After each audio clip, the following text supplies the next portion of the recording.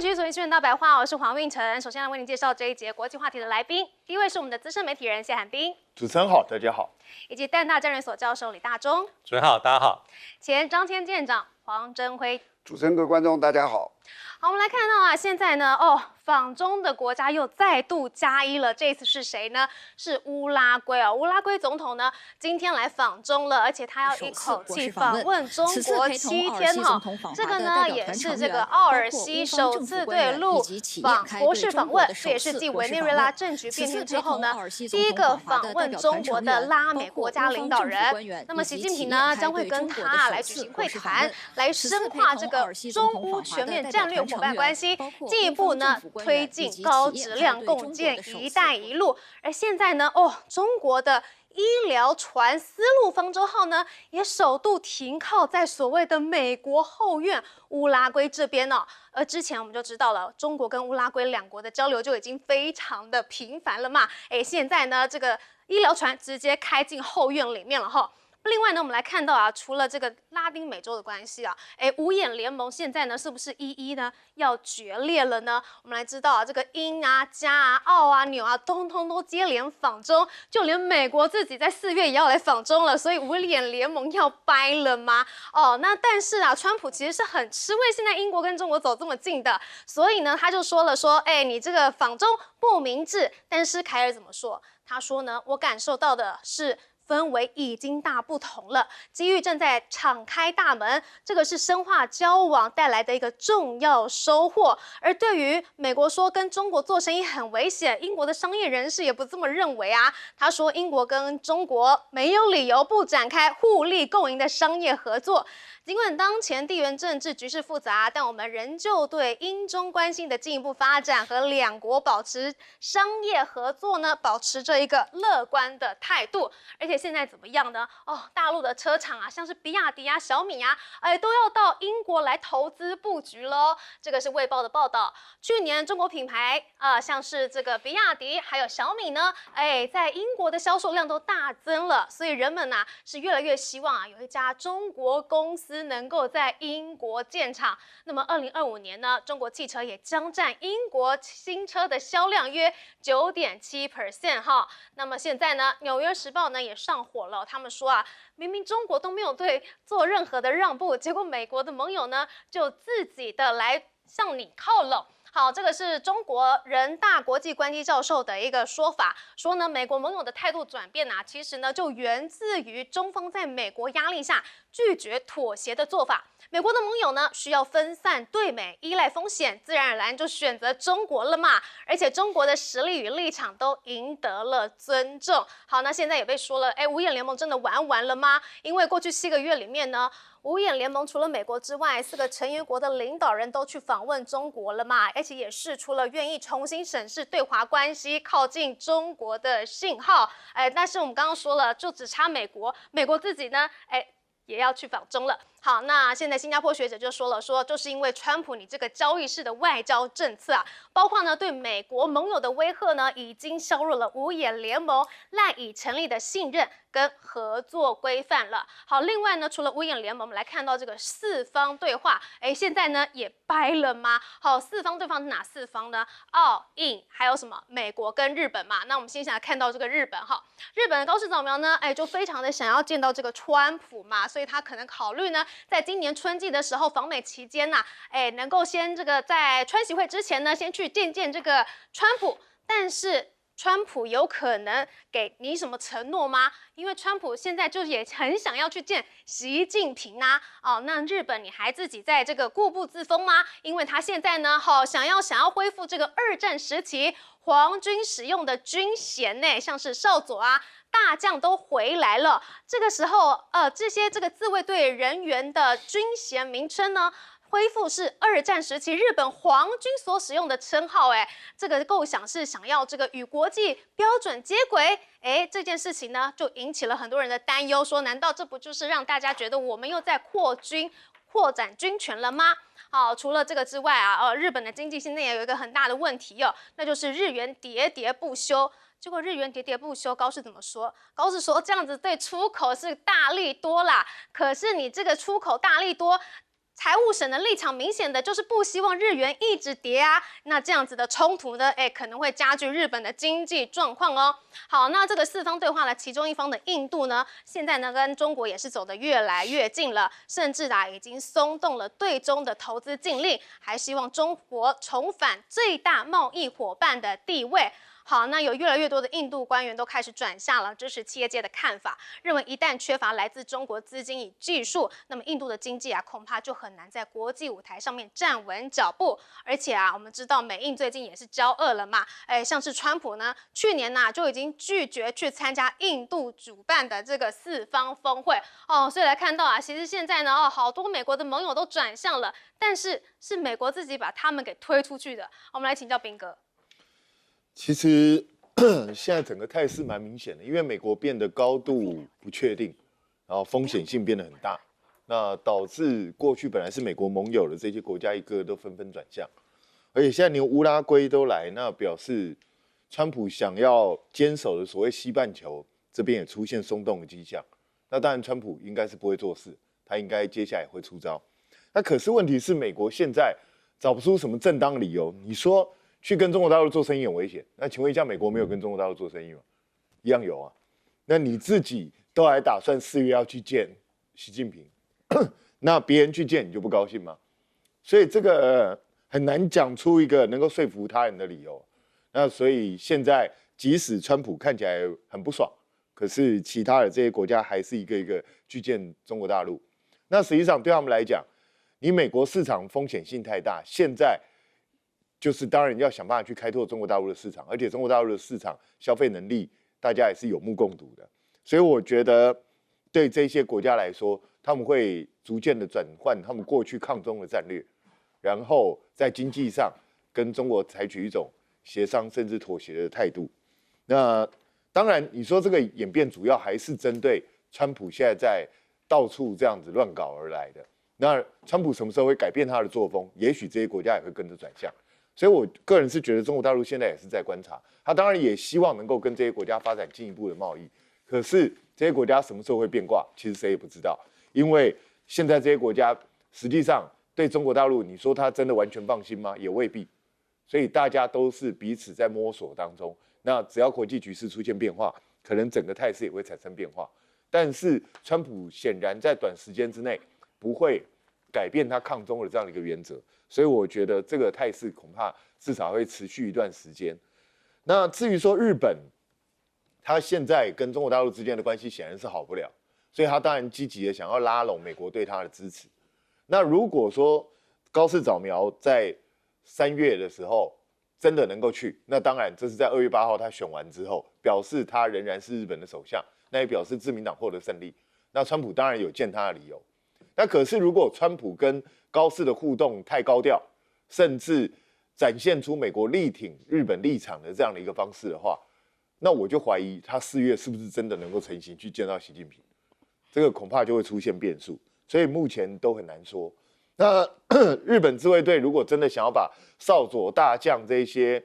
2战时候日军皇军的军衔恢复，对中国大陆来讲这是好事啊，因为中国大陆目前一直在指控日本想要恢复军国主义。那世界上其他国家现在除了俄罗斯之外，反应都没有很强烈，因为大家觉得这就是你中国大陆跟日本之间的这个冲突而已。可是如果日本恢复这样的军衔，那就是落中国大陆一个口实。那对中国大陆来讲，刚好给我抓到把柄证据，所以日本想恢复，对中国大陆来讲应该是蛮乐见的。那高市当然现在就是一意的想要去呈现出一副日本经济情况大好，我们整个情况都在控制之中。为什么？因为2月8号他们就要投票了，所以他当然要展现出一个，他一份欣欣向荣，在他的领导之下，日本已经转危为安，展现出开放的新局。那至于说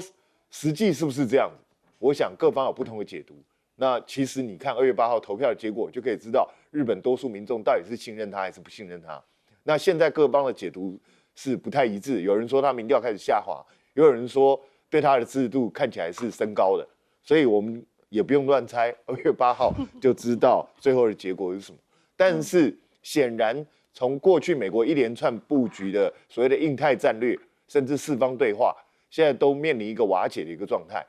那这个瓦解的根源是什么？还是美国自己，因为美国自己在到处乱搞，才会造成今天这个结果。所以不是中国大陆有多厉害，而是美国自己搬石头砸自己的脚。现在好多国家都在中美选边站了哈，但是在这个日本跟中国的方面，美国也要选边站吗？那日本可能没有办法胜过这个中国哈。我们来请教李大中老师。对，因为对于这个美国而言哈，其实传统上哈，在亚太地区或是印太地区最重要的2个盟友，排名第一应该就是日本哈，第2名可能是韩国。或是其他美国在这地区里面的重要的一些历史上的这种条约盟国，但是目前看起来还是有一些变化了。我觉得主要还是，对川普来说哈，他并不是不在乎日本，他是在乎的，但是他的一个风格就是不像过去的美国总统这么在乎美国的这种联盟的体系，还有所谓的美国的这种全世界多边机制。那刚才这个图表上有这个 Quad 美日英澳是不是真的可能会名存实亡并不敢说但是很明显可以看出来，我们知道在拜登政府时期，当时我们一个有趣的名词叫做小多边小多边的机制，Quad 就是里面最明显的一个代表因为它基本上是在拜登任内把它深化有所谓的元首峰会，那还有一个叫做 AUKUS 美英澳的3方的安全合作，但是大家仔细看一下，在川普就任后到现在1年多以来，这2个机构还是会开会议。还是有这种部长会议，但是它对美国的外交重要性已经跟过去大大不同。那第二个是从去年年底到现在，有好多国家的这个领导人访问中国大陆络绎不绝包括像是爱尔兰啦、芬兰啦、韩国啦包括像是这个英国啦，还有包括像最近的这个英国，还有今天特别提到的这个乌拉圭。但在这么多国家里面我觉得最重要的几个国家还是韩国。还有包括这个加拿大，还有所谓的这个英国，为什么？因为他们某种程度代表他们在外交政策上的一个怎么讲？重新有一个校准。而且这3个国家领导者上一次访问中国大陆分别是2017、2018、2019，代表什么？好久都没有国家领导人访问中国，所以它代表某种程度是一种外交上的一种重新的一种怎么讲定位啦，就是可能不像过去这么追随美国。在川普1.0跟拜登就是以美国马首是瞻，而且是非常敌视北京，他们做了某种程度的修正。但在这里面我觉得英国比较特别因为我们仔细看看这个施凯尔访问中国大陆，他有很丰富的一些行程，也谈到丰富的成果包括做了10个这个协议啦，而且有具体的成果，就是中国大陆单方面给英国所谓的这个免签30天。对中国大陆而言这样的待遇并不是非常罕见，因为全世界它大概给了50-60个国家，可是西方国家里面包括像是澳洲、法国、德国、意大利，还有包括亚洲的日本早就给了，可是英国并没有给。那施凯尔政府其他的外交政策从去年就有一些征兆在修补跟中国大陆关系，那这一次我觉得非常明显。那还有威士忌酒的关税从10到5。但我们仔细看一下，我觉得施凯尔他比加拿大的卡尼总理更小心翼翼。他希望做到的地方就是我跟中国大陆弥补关系，增进很务实的经贸的往来。但是呢，我比较不希望是直接开罪川普。那卡尼的讲话虽然有时候不指名道姓是川普，但是大家听得很清楚，他是在批判美国目前的一些政策，让加拿大觉得非常感冒，受不了了所以他说中等国家应该有做更多的联合。可是英国施凯尔首相的讲话，他基本上不会讲到这个地步，而且我相信他会有一些跟美国在其他私下的一些保证比如说我在某些领域上跟中国大陆的合作还是有些限度的，这一点我觉得跟施凯尔跟卡尼重大的不同。那大家可能会问说，有这么了不起吗？法国马克宏访问中国大陆也是很浩浩荡荡，但是马克宏访问中国大陆并不是那么的罕见所以我觉得英国是一个特别有趣的例子。真的比起卡尼这个施凯尔真的是相当的谨慎啦。但是我们知道现在看起来很多的欧洲国家都陆陆续续的在排队了，想要去跟中国来建立好关系。幕后功臣是谁？就是川普啦。我们来请教店长。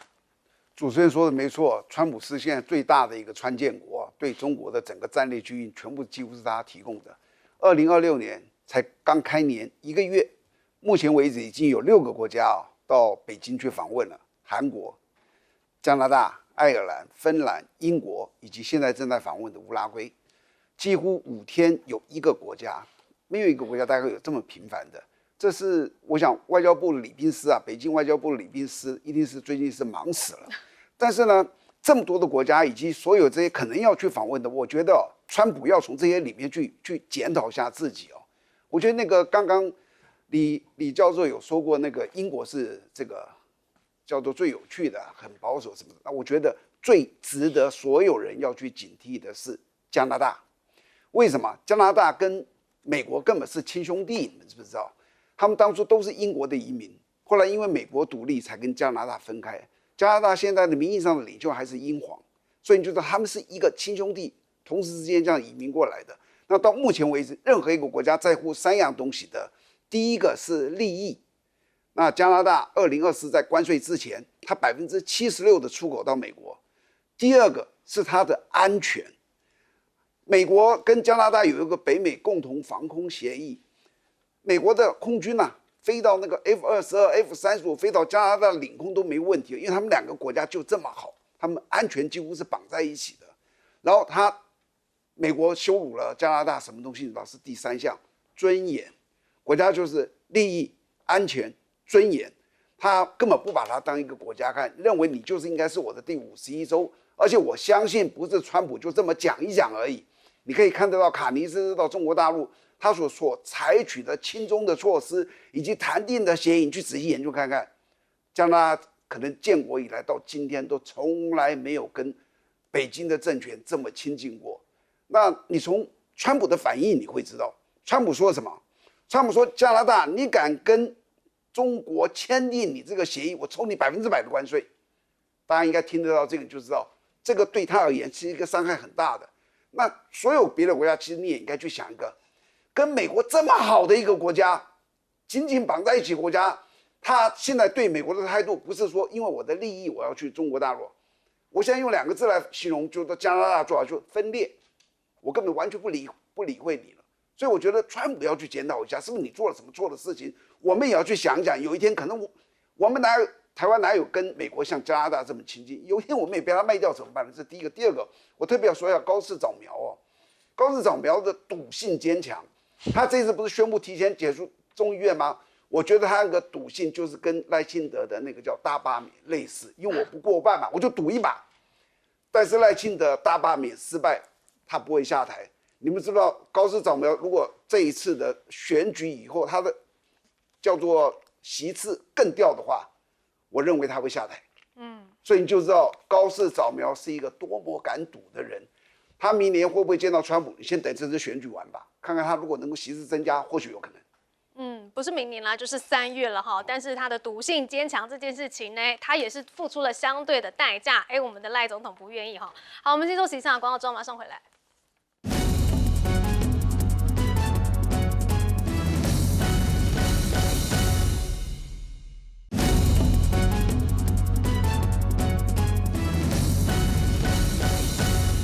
中国政坛最近有个非常明确的讯号，那就是打贪还没有结束。那对此呢，川普也说话了。川普呢被问到这个张又侠、刘正利被立案调查，他就说了说，在中国就只有一个老板，那就是习主席，他正是我在打交道的人。好，那我们来看到中国现在里面是怎么样呢？解放军报就在头版发布了一个题为“坚定反腐必胜，强军必成”的信心信念谈论。此案呢是全面从严治党的一个重大成果，反贪腐斗争的一个重大胜利。而这篇文章中是8度提及了习近平。好，那说到了打贪没有停来看到这个案件那就是中国应急管理部的党委书记部长王祥喜他因为涉及违法接受调查，成为近期整肃行动中最新落马的官员。那有记者就透露了部长呢原本是要参加会议的，却是在半个小时前人突然间消失了，而且呢3天就已经落马了2个正部级的哦。好，这个是央纪委的国家监委网站上面显示，今年1月被查的中管干部呢已经有8个人了。那在这个王喜祥之前呢，1月29号的14大人14全国人大社会建设委员的副主任委员呢，孙少成呢，也才刚被查而已，看来出来这个打贪的速度呢越来越快，而且密度呢也越来越快了哈。而我们另外来看到啊，现在呢这个美国啊，竟然是一直亲手在把人才给赶跑吗？我们来看到这个 Meta 的华裔科学家呢，他回中国探亲了之后呢，要返回美国，结果竟然是遭到了拒绝。他可是在 Meta 超级智能实验室里面担任研究科学家的耶，这是一个非常好的一个人才哦。但是他要重新从中国返美的时候呢，就算他拿了O1杰出人才签证，想要入境都被拒绝。好，他的这个博士论文呢，被引用过了6900次，真的是一个非常大的一个人才。但是啊，而且我们知道他之前华府智库也说了说我们的人才呢正在外流，结果竟然因为这个签证的问题就放任他。好，那除了这个人才之外呢，中国呢现在的科技进展越来越大了，疑似呢也是美国造成的，因为呢，2025年全球的晶片设备制造厂商前20名中呢，就有3家来自中国。这很明显呐，就是在2022年美国实施出口限制前的一家呢，取得了一个非常明显的程度哦。你美国越限制，那我中国自立自强，我就做得越强大。而现在啊，不只是科技上面中国非常的强，在文化方面呢，美国的接受度也越来越强了吗？我们来看到呢，现在啊，这个 TikTok 呢，竟然是因为有一个外国人哦，在 TikTok 上面呢发布了一段自己吃小笼包的影片，结果呢意外的爆红哦，而且他其实什么事情都没有做，他就只是拿着这个筷子吃小笼包而已，结果莫名其妙就获得了140万的播放。那么10月的时候，也有外国女生晒出自己吃面条、吃毛豆，那也是只有短短10秒钟的影片呢，播放量就达到了60几万。那后来啊，这个华裔喜剧演员呢也参与进来，唱了一首《一剪梅》，周杰伦也特别给影片点赞。那么之后啊，不论是做出任何跟中国文化相关的事情，就会有人就是提上一句 "You meet me at the very Chinese time in my life"。那么很多的华裔网红就意识到了，哇，这是一个输出中国文化的好机会啊！所以呢，做任何跟中国扯上边的东西都会爆红。那么不只是在这个 TikTok 上面拍影片啦，这像是我们刚刚提到的拉布布啊，也都很受这个美国的年轻人喜爱。那么现在呢，就有一个最新的调查显示了，有64% 的受访者表示啊，中国目前的全球实力和影响力呢，已经跟美国不相上下了。而且年轻人呢，是更倾向不认为美国优越哦，而且去接触中国，更多都是透过像这种拉布布啊，或者 TikTok 等创新产品的。在他们的眼中啊，中国已经不像他们过去描绘的一个巨大恶狼了。好，这个显然呢，中国的文化输出呢，也成为美中对抗的一个很大的筹码了吗？我们来请教彬哥。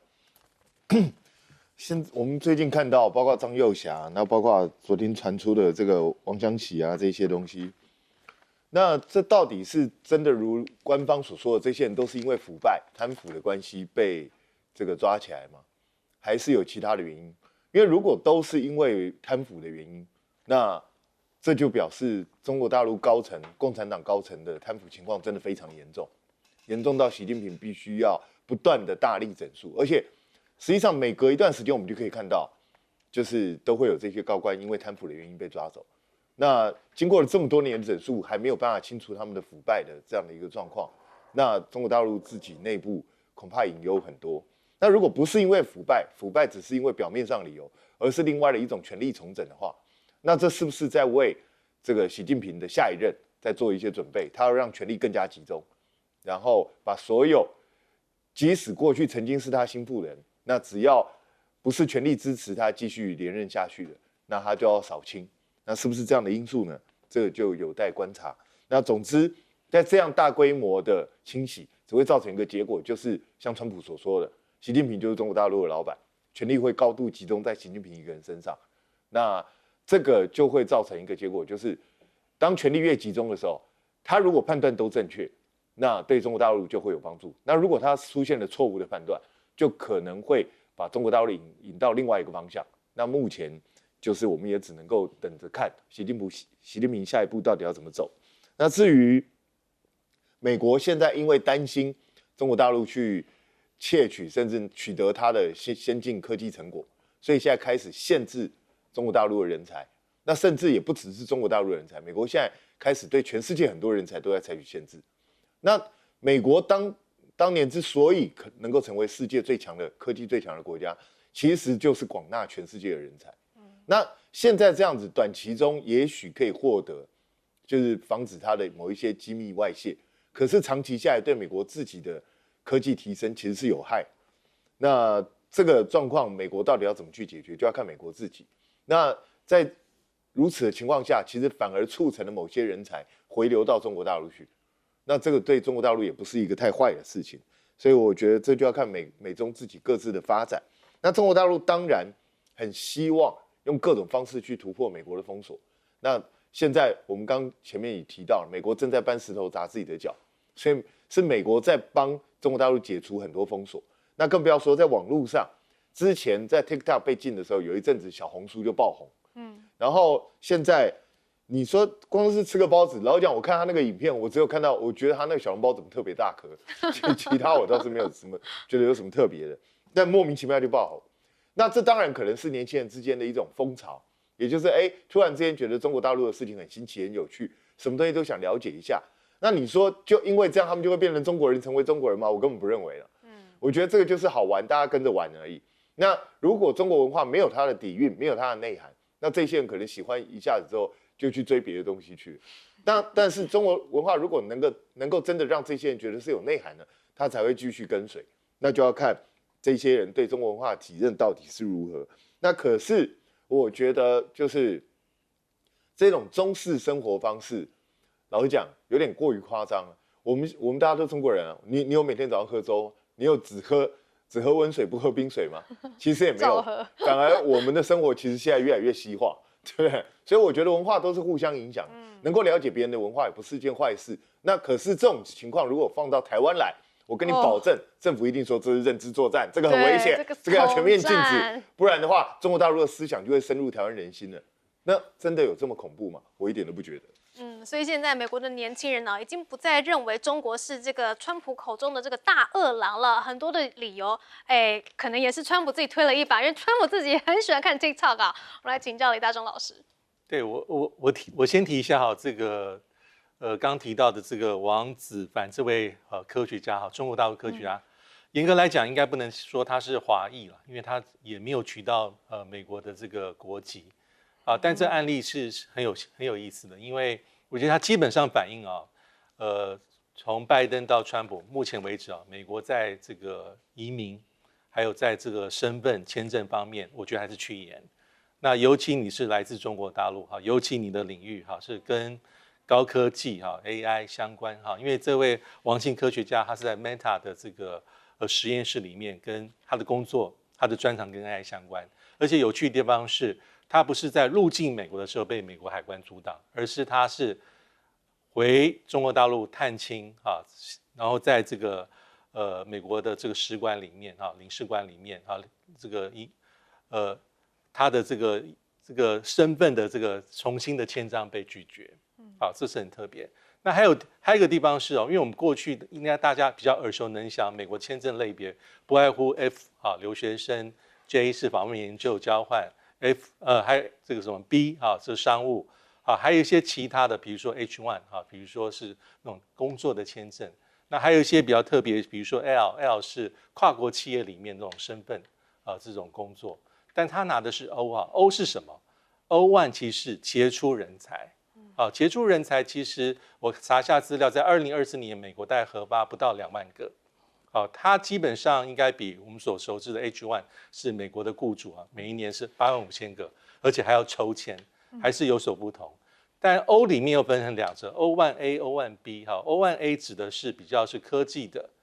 这种商业的这种人才。O1B 比较是一些比如说这种文化类的、艺术类的、影视类的人才，所以这位王姓的科学家，照理说他应该是 O1A 这样的一个状况，但这一次的这个事件很难说他是孤立，但是基本上它反映出目前整个环境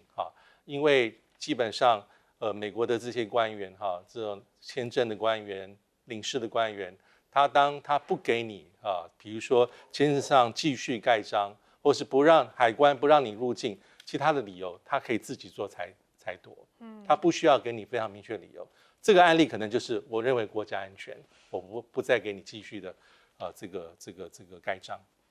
但是川普自己都承认了啊，美国的确是缺人才啊，结果一方面又在这个签证上面刁难，真的是非常的奇怪哈。我们来请教黄检长。首先我要说，其实执行这些签证啊、入出境管制，其实有不同的单位，有时候他们各行其事，包含你有时候进出中国大陆都是一样的，国安单位有国安单位，这个台办有台办，他们真的都有不一样的，就是他不是沟通的很好。那如果你都沟通完毕，可能说，这个人让他回来，但在过程中间，有些人可能把他给挡掉，这是一个。第二个，其实我一直在好奇就习近平为什么打贪打得这么严重？大家可能不知道，你知道他从上任到今天，他不是说最近那个是上将，你觉得很明显嘛，就是引起话题。他从上任到2025年的6月30号，就去年的6月30号，所有被他查办的人、下岗的人、被处分的人超过600万人。那我也算过他的人数，因为他有公布他的人数跟中国共产党的人数，他大概抓了6.6%的中国共产党。我想说他为什么呢？其实中国共产党是一个很特殊的党，他党国一家的，就是你别认为他党就是党，他就是这个国家。然后除此之外呢，中国共产党的党员的身份非常难进去，不像我说我今天我去申请一个民众党，这个民进党或是这个国民党，哇，好高兴，也跟他缴个费就让你进来。我一年缴1年的话，好高兴。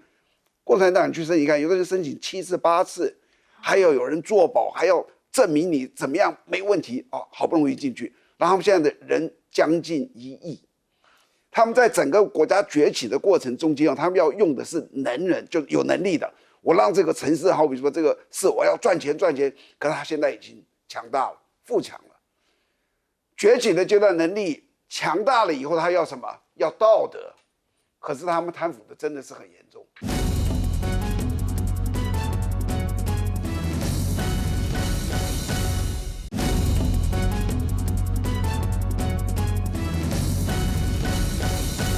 观众平安，欢迎收看 TBS 新闻大白话，我是王浅秋。首先介绍这一节讨论国际国内大白话的来宾，文化国际所教授邱毅委员。主持人好，大家好。前国安会副秘书长杨永明老师。浅秋，各位朋友好。退役少将厉正杰将军。浅秋好，各位观众大家好。现在国际呢看到一个趋势风向是如此的，很多的欧洲国家陆陆续续都往中国大陆走，其中最新是乌拉圭总统也抵达了北京。那么访问的时间预计有7天哦，几乎在访问的时间大概都有1个礼拜这么多。那来的去的这个城市点呢，也是非常的丰富多元。那么这次同样是乌拉圭总统2024就任后的首次对陆国事访问，也是2026年首位访中的南美洲国家元首，包括北极圈，包括欧洲五眼联盟，除了美国以外，大家通通都往中国大陆走。代表团高达80个人，涵盖了能源、农业、科技等等的领域，表示呢，甚至连锂矿开发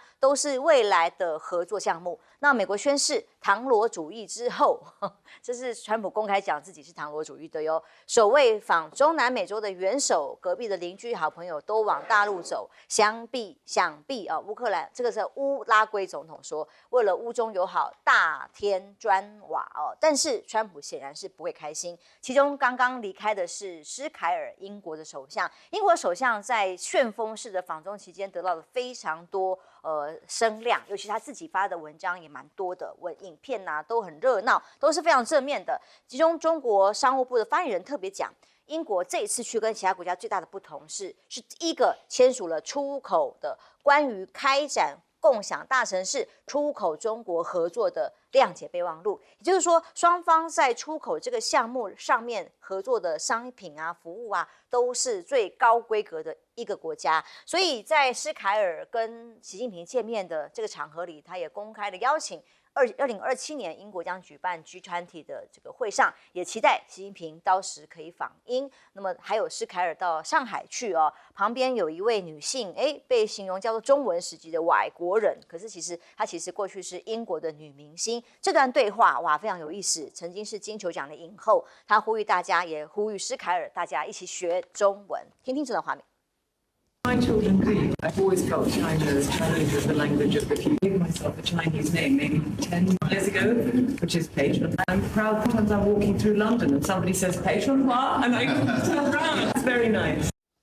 这个中文名字裴春华3个字，据说都有寓意的。这个华其实是中华的华，那有他自己的解释，但他原名有 Rose 玫瑰啊花的系列。的确，在外国人到中国大陆，这种对于文化的各种认同里头呢，连这位英国企业巨头麦拉伦的执行长柯林斯都公开的随行之后受访讲啊，他1年来大陆是6次，也可以看见中国的境遇。中英合作是未来世界距离越来越近的这个证明，而不是加剧世界的分裂。施凯尔自己 po 文的影片也非常有意思，特别有看到有衬底音乐啊，各种的效果啊，哇，缤纷。从北京、上海各地跟民众的互动，甚至吃小吃等等，他都有很多的影片赞扬中国境遇啊，特别跟当然是跟诉求是他自己国家的民众嘛，看看上海到哪，北京到哪，然后我们做了哪些各种的合作项目，对于英国来讲会有多少的经济合作的利益在里头，强调的这个交融不只是文化，还有实力，就是说实际在经济上合作的进账哦。所以五眼联盟要散伙了吗？为什么标题这样写呢？这个标题是 BBC 写出来的。他说，西方国家领导人为什么密集访华？因为中国大陆不搞西方拉帮结派那一套。不需要其他国家去表忠心，也不需要其他国家采纳他的意识形态。这个在讲的都是谁呢？当然是川普喽。而五眼联盟现在4个国家通通都到了北京，现在只剩下川普还没有到，他能不急吗？委员，我先谈乌拉圭好了。好，因为乌拉圭呢是在施凯尔之后带了一个更大的团，有80几个企业，那么到了中国大陆，而且他访问的地点是北京、上海，再加上施凯尔没有去的深圳跟成都。乌拉圭这一趟来非常的重要，为什么？因为川普军事绑架了委内瑞拉的总统马杜罗以后啊，他软硬兼施，一边骂着巴西，一边骂着哥伦比亚，一边呢也拉拢了这个阿根廷的米莱。他就想把他的后花园先稳住，而就在这个时间点，乌拉圭不做搞平衡，乌拉圭站队中国，带了这么大的团到中国来，而且一待就是7天，非常的长，到4个城市，所以中国对乌拉圭总统的来访也非常的礼遇，不但李强见他，习近平也见他。而且呢，他带来了很多想跟中国投资的项目，所以这也是一个重要的指标，也是1月以来应该是第7个各个国家的领导人到中国来访问。那他接着谈到施凯尔，施凯尔这一趟来中国也非常的具有指标性。我们知道啊，在他来的同时，英国的下议院在大力的抨击他，尤其保守党的议员，所以也不要以为说他邀了习近平明年7月参加20国集团峰会到英国去访问，就一定可以成行。因为英国最近这几年，从卡梅伦以后，他的总理、他的首相，就像走马灯一样的换。在这种情况之下，如果保守党再上来了，可能对中国的政策又变了。在英国就是这么有趣，2个党政党轮替，保守党基本上是媚美反中，而工党呢也不见得亲中国，工党只是比较温和、比较平衡、比较务实，认为中国是世界经济的第2强国。所以必须跟中国维持良好的关系。而斯凯尔就是工党的领袖，所以这一次斯凯尔到中国来，也带了一个60几个企业的大团，还有2个部长。而这一趟来，他显然是做了功夫，尤其到了上海，你会发现，他对上海的豫园啦、蝴蝶酥啦，甚至对很多上海的民俗艺术，他连身兼都知道是什么，所以是非常细腻的，事前做好了充分的准备。而他带来的，基本上跟中国最有合作空间的，就是金融服务业跟药品业，而阿斯利康已经跟中国签了合作的合同了。那另外呢，中国的小米、比亚迪也准备到英国去投资。那紧接着就最关键的问题了，刚才浅秋特别提到的五眼联盟，美国领导的五眼联盟，包含了英国、加拿大、澳洲、澳大利亚、纽西兰，就是为了围堵中国的。可是你现在看到，去年的6月，纽西兰的总理到了中国，7月，澳大利亚的总理阿尔巴尼斯也到了中国，今年的1月，加拿大的卡尼先到，接着英国的斯凯尔也到了，到了4月，连川普都到了，整个对中国的围堵、遏制、封锁，真的封不住了。为什么？有个神助攻人物叫川普嘛，就是因为你川普基本上做一个领导者，你本来就要跟大家雨露均沾、利益共享。可是你川普的作风，好的你都要，然后所有的把对方的尊严踩在脚底下蹂躏，所以当然不讨喜嘛。那中国的做法不是，中国的做法至少我平等对待其他的国家，大家都是朋友，你来我欢迎，恒久的友谊我尊重。是，所以当然，五眼联盟要去围堵中国的企图，当然会失败，当然会瓦解。因为我们老师的确，英国跟美国一起站队抗中已经蛮长一段时间，这次真的是非常重要的一个破冰的行动。当然也来自于您即将要代表国民党的访问团要访中哦，这整个社会的国际上的氛围是一个很不一样的大环境。是的，我先讲一下那个裴淳华哈，大家应该知道他是一个非常有名的气质影星嘛。那他前一阵子这几年呢，你看即使是美英跟中国关系不好，他都会在电视上谈到他小孩子如何学中文，他自己如何学中文。那电视的一些这个 talk show 访问他都直接讲，而且他认为学中文就是未来很重要的一个就是准备。那他在电视上最有名的一句话说：“那你讲1、2句中文呢？我讲啊。”我最有名的是脱裤子放。那句话就变成很有名了。经典。那3个原因了哈，为什么现在这些西方国家在这个月，上个月法国马克龙去了，这个月你看到加拿大、英国，加拿大、英国是美国最亲密的国家啊。那下个月德国也会去，乌拉圭也会去，为什么呢？第一个原因啊，就中美的实力真的是越来越接近。然后呢，这10年美国对中国的科技战、贸易战，尤其是去年全面性的贸易战，结果中国的反制，然后呢加上稀土，让美国承受不住。同时这10年，中国其实不管是贸易、出口、制造，都不断的在发展，科技也在发展。去年它的顺差来到1.2兆美元，那这不可思议的。所以呢，这些国家发现到，这个连美国都改变了。我们怎么可能还在这边继续反中？第二点，那就是川普啊，这个船长带着大家，应该是要去这个带着大家维持稳定的。结果他不只是去撞冰山，他还拿着刀要去杀的这些砍这些他的盟邦，那当然就有一波跳船潮嘛，对不对？那所以川普让世界、让西方看到美国的威胁，那这个东西，川普还有3年。3年之后的川普其实也可能继续这个政策，所以这些盟邦国家虽然军事上还是依赖美国，但是在外交政策、经济政策一定要做一个平衡外交。那第三点呢？过去这10年跟随着美国去对中国的打压，其实跟中国的这个关系真的是有点距离。那从自己的经济利益跟就是外交利益、地缘政治的考量，这个时候还不赶快要去修复关系吗？当然要，而且这个大家一起去都可以把那个风险分散掉。那你不要特别的凸显哪个国家在这个时间特别明显。这个时候你就看到我们台湾，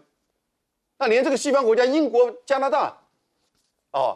法国、德国、韩国都去跟中国大陆修正关系。那台湾呢？我们现在你知不知道，去年2025年，我们对中国大陆的贸易是顺差来到将近1450亿美元，和台币约4兆5千亿台币。我们赚人家大陆4兆5千亿，同时间大概赚美国也是1500亿美元。所以中国大陆对我们的贸易关系重不重要？尤其是传统产业、农业产业，还有就是精密工业，那比例上输往大陆的比输往美国都很多而且都是比较低的关税，甚至零关税，早收清单。你从台湾人的经济贸易而言，两岸关系重不重要？可是现在两岸关系怎么样？兵凶战危，不得了的兵凶战危。民进党任何的人，从政治人物到支持者到青鸟，你谈到中国就是仇中反中、抗中保台，那没有这样回事啊。那你基本上其实你是邀请两岸的进一步的冲突吗？两岸之间军事实力比较，难道你不了解吗？就算1.25兆我们都买到了，还不知道买什么东西，钱都花出去了，什么东西也不知道，什么时候来也不知道，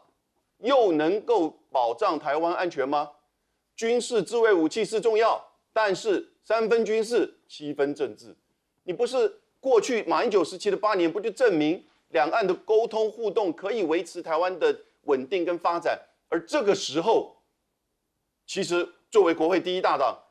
那当然要展现在这个兵凶战危，全世界都去跟中国改善关系，美国已经变得不可靠，看到川普的威胁的时候，你还在这边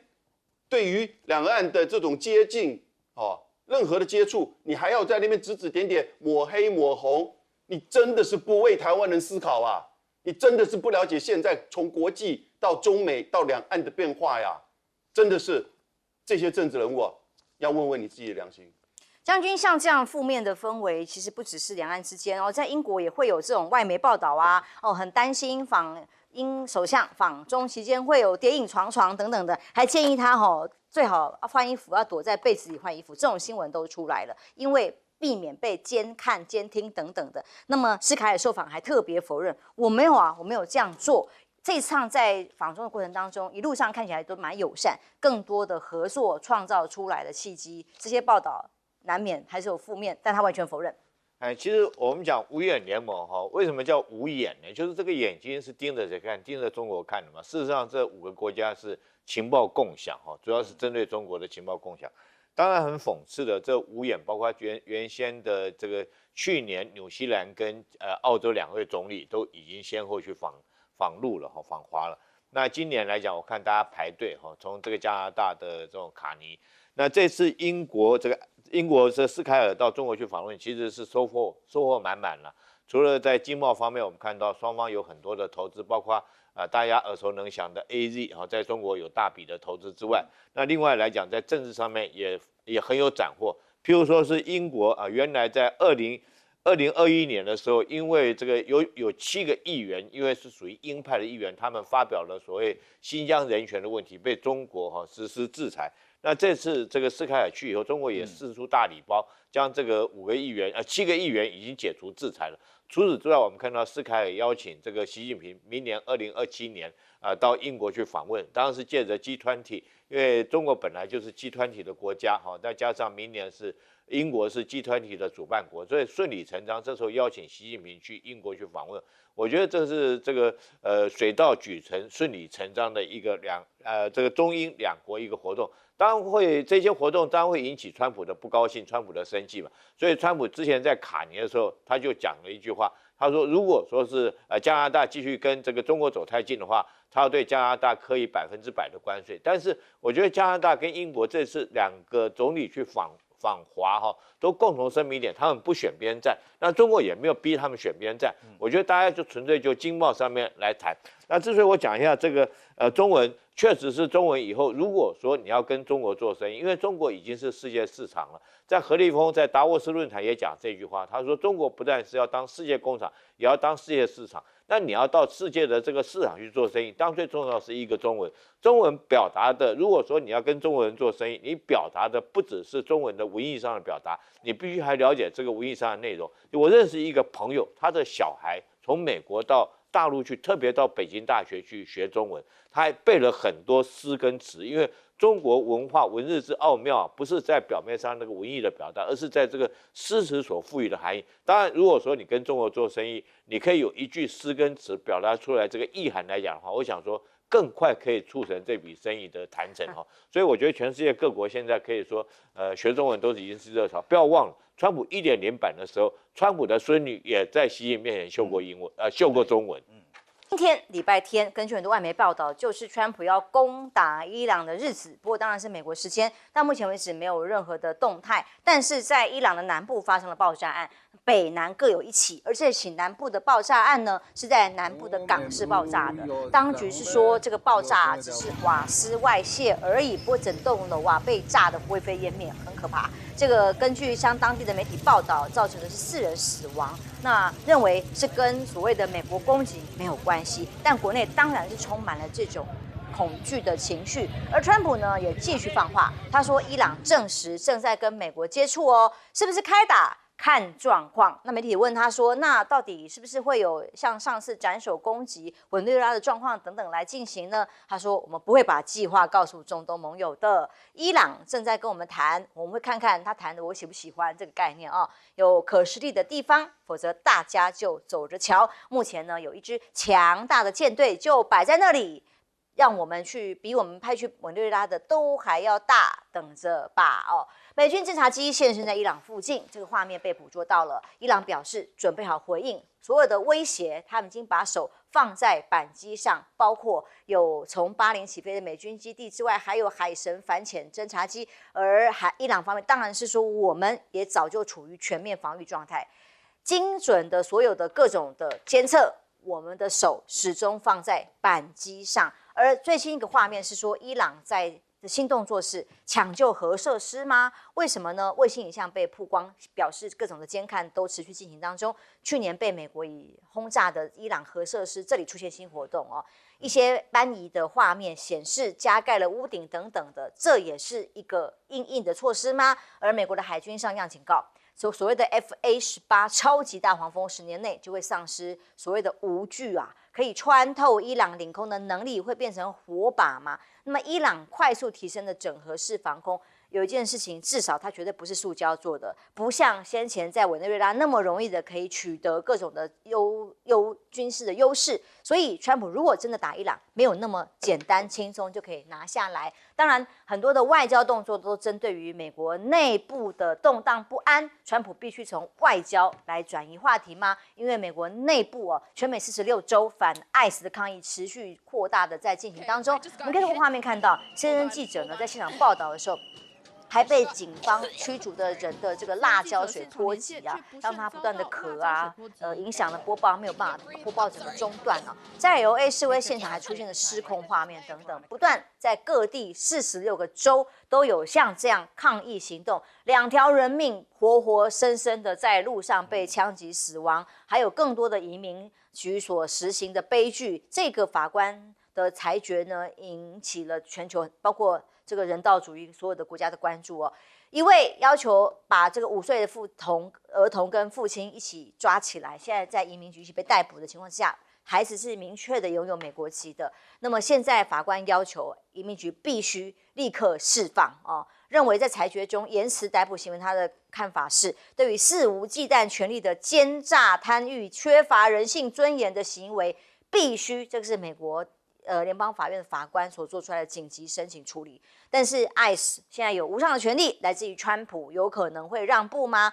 包括了东京巨蛋演唱会突然中断，女神卡卡在台上干嘛呢？痛批 ICE 无情针对移民的家庭，各地的人们、儿童家庭无情的被针对，他的心很痛。而川普一直说他的经济是造成了现在美国再度伟大，所有的关税政策都非常成功，却民调再度的探底，落入了历史的新档，只有37%认可他的表现。邱毅委员，我们来看看到底打伊朗要不要做，恐怕也要看跟国内的情况有关系。川普现在仍然在营造极限施压的氛围，在他想法叫做不战而屈人之兵。这是川普过去在房地产、在娱乐界做谈判的一贯的手法。他本来以为说利用伊朗的经济情况很糟，社会产生高度的不公平与相对剥夺感，弄个抗争，然后搞一个颜色革命，就可以让哈米尼的政权自动倒台，然后他再趁势建立一个傀儡政权，而这个傀儡政权完全听川普的，那川普就等于实质上掌握了伊朗。可是天不从人愿，他的这一套方法最后失败了。失败了以后，他只好赶鸭子上架似的，准备要往真打的方向跑。可是我到现在觉得很奇怪的，美国一向过去要真打的时候，好歹2个到3个航母战斗群会到定位，但是这一次只从南海过来的林肯号的航母，再加上3艘有战斧导弹的宙斯盾舰，这样的一个军事的部署，真的够吗？赫格塞斯说都准备好了，只等着川普一声令下。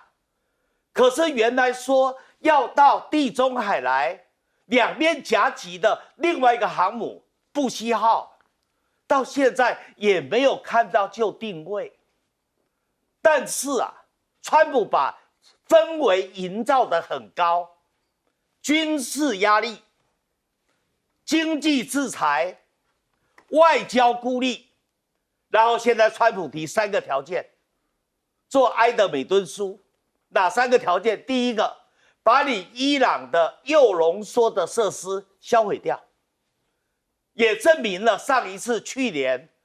美国用 B-23战略轰炸机去炸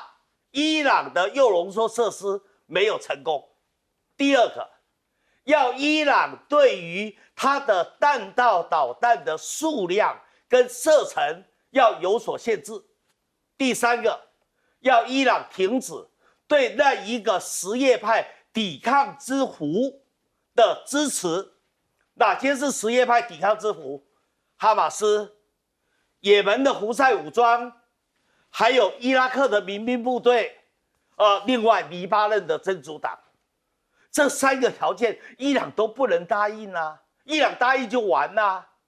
所以伊朗现在马上就要在荷姆斯海峡进行实弹演习，伊朗现在就是大不了鱼死网破嘛，这是伊朗现在的做法。可是伊朗现在有他表现出来的强硬，实力那么强吗？答案是没有的。我认为美国最后，第一个不会采地面攻击，第二个不会采委内瑞拉军事绑架马杜罗的模式，但是最后应该会采取空中打击的方式，做局部性的打击，目标就是伊朗的核设施以及革命卫队里面几个重要的基地，然后逼哈米尼下台，然后换个傀儡政权。好，我们持续观察，休息一下，马上回来。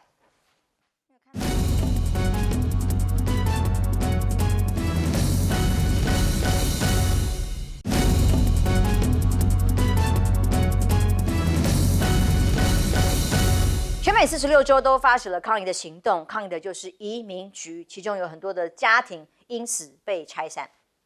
这个5岁小男孩其实他是下学的时候被ICE的干员，然后呢对诱导，基本上是有点绑架他。说你带我去你家，哦，那他就被迫的，然后呢到家里面，然后他爸爸接他来说，把他爸爸给逮捕。他们2位父子其实2024年入境美国的时候是合法成立了一个庇护案件，是在审理当中，也没有接到任何通知说你必须要紧急离境啊等等之类的。但是呢，他们到明尼苏达来，就所有的这些都去做整理。厄瓜多出生，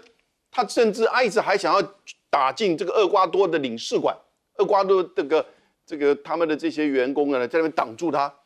哦，然后呢，他把这个父亲跟小男孩都带走。那万斯美国副总统讲什么话？那当然带走了，不然你要让他外面冻死吗？哇，真的是，所以法官说，对肆无忌惮权力的奸诈贪欲及缺乏人性尊严，他就在骂川普啦。那同样，你现在看到他对伊朗的这些作为一样，他不就是因为前面没有办法拿到委内瑞拉、格林兰，现在要对伊朗，希望能够平衡，这个证明什么东西？美国的军事力其实有局限的。第一个，它是展现了它的强力优势，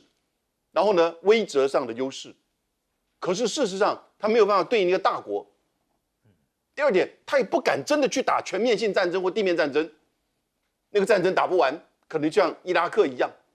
然后呢，第三点最重要是，他违反国际法，他不尊重别的国家，展现了帝国主义的霸道。所以大家就觉得，你美国的军力过去是维持美国霸权很重要的一个支柱，现在呢，已经失去大家对他的这种威望、尊重，反而是觉得，除非你要对我这些小国，但小国的抗拒，你看到一个一个不怕他。美国的军力已经其实衰退很多，因此你想要把它真的用来变成一种外交的工具，局限性有限。好，所以我觉得川普这个以为说美国军力强，我就可以为所欲为，现在证明你不能为所欲为，就跟你在明尼苏达一样，你把5岁小孩带回了德州，美国的法官、美国人的人性会告诉你，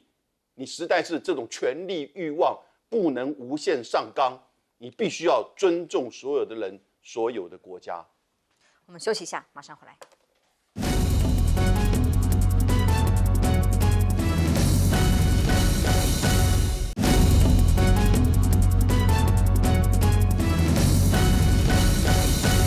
川普究竟会不会对伊朗动手？马上最后几个小时观察当中。我的观察，我觉得《孙子兵法》有一句话就是将不可运而制战，你不可以轻易的作战。如果说你要这个没有做过完全周全的准备，从开战到终战，你都做全程的作战构想，都已经准备好，都已经规划好，你贸然去开战。《孙子兵法》另外有一句话叫“虽智者不能善其后”。现在美国当然可以去打，他也有这个能力打。他在这边虽然说只有一个航母战斗群，可是他有10几艘的战舰。一次可以发射上百枚的战斧型巡弋飞弹，可以对伊朗的各个重要的设施，甚至于他的这种革命卫队的这个首脑人物实施斩首作战。但是关键就是说，你打了以后会怎么样？那伊朗会不会这次会不会反击？去年6月份的时候，双方有点套招，就是说，讲好了这个我要打你啊，那你这个给我个面子，那我先跟你讲你把这个防空飞弹架好，我也告诉你我要打什么地方，那你让你可以拦截。那时候乌代尔空军基地不是这样吗？这个伊朗故意打偏故意让美国去拦截。那这次会不会重演类似的情形？我觉得这次伊朗不见得会让。他特别讲了一句话，他说我们这次不会打偏他当然他是讲说是川普那个被暗杀的那个情节了